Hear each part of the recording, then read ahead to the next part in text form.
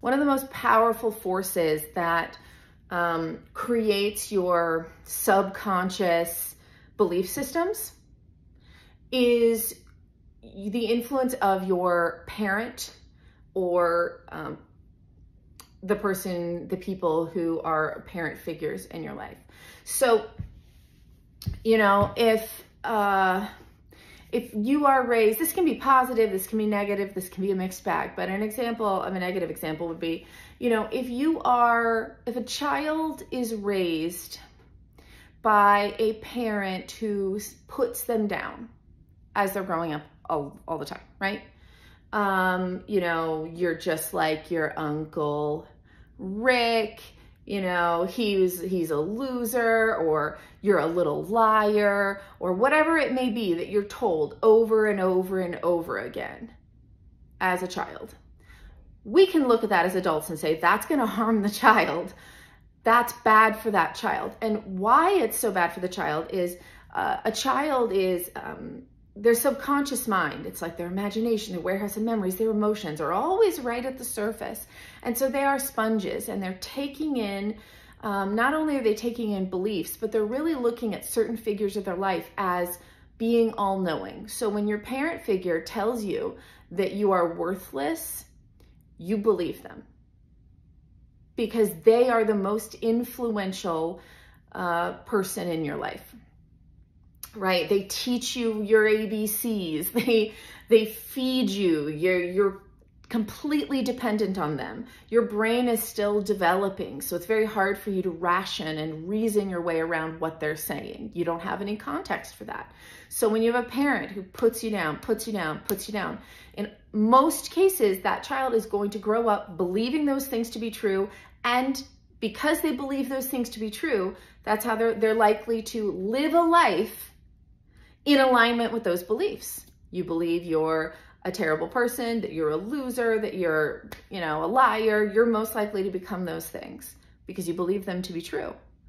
And so that's why it is so important as an adult to take a moment and look back at what are the things that my parent or parent figure instilled in me. These can be very positive things, these can be negative things, and a mix.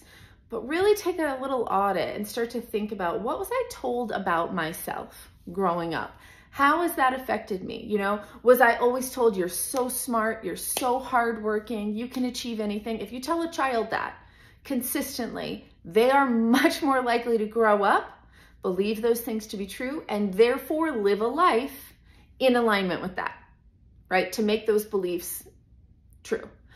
And whereas we also all understand that the opposite is true. It is much harder to live a life of achievement and personal growth when you were told every day that you're a terrible person, that you're, you know, a burden, or whatever it may be, right? That makes it very hard. Some people do overcome those things and achieve positive life for themselves, but it is very, very hard. And so really take and start to think about, like, even when it comes to your you know, sexuality, to bring it to that.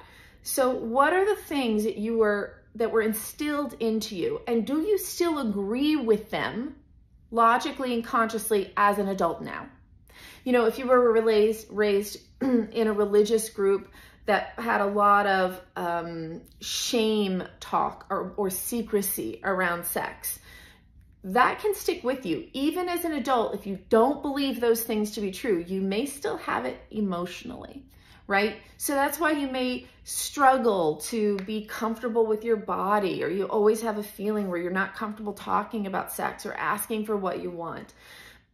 If you were raised with a lot of sexual shame, for example, and then you're like, well, I don't think sex is dirty and shameful. I think that, but I feel it, you know, and that's where you end up with this, with these, you know, this feeling that you're not working right, or you're a failure, or that you're messed up about it. And the truth is, this is exactly how your subconscious works.